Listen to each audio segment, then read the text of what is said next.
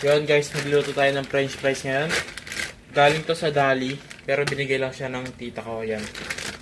Magluluto tayo ng french fries. Tara, luto tayo. So, ang gagawin natin dito sa french fries is, i-ano lang muna natin siya.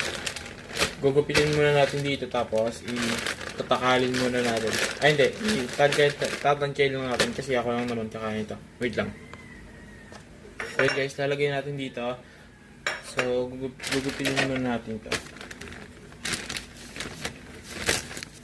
Pirito lang natin siya. Siyempre, ano bang ginagawa sa french fries? Pinipirito lang.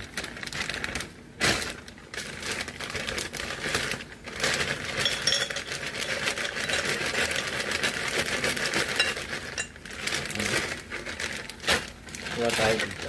So, meron tayo guys. So, wait lang guys. Yun guys, na ano natin.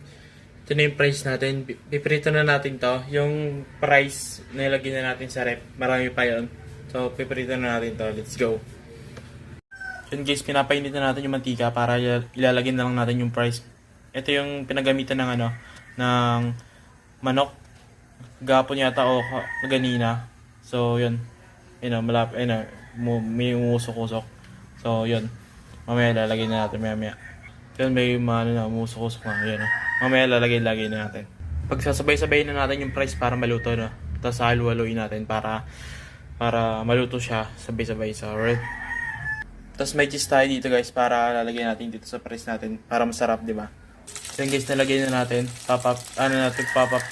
French fries talaga natin to, crispy natin to para masarap, di ba? Tapos lalagyan natin to siya ng cheese para masarap, di ba? So yun. Yun guys, malapit na maluto. Yun. Crispy na lang natin siya maya. Yun guys, luto na yung fries natin. Parang hindi siya crispy, no? Parang hindi natin siya na perfect. So, lalagyan natin siya ng cheese para sumarap. Lalagyan natin dito, tapos halug-halugin natin. Parang sa mga nagtitinda, di ba? So, let's go. Ganito siya guys, yung sinasabi ko sa inyo. Kuha muna tayo ng kutsara para hindi kumalat. Kuha tayo dito. Ayan. Lagay mo natin yung price. Ang bango niya guys, oh. Parang yung price niya para sa Jollibee. Tapos, buksan natin to. Tapos, lagay tayo.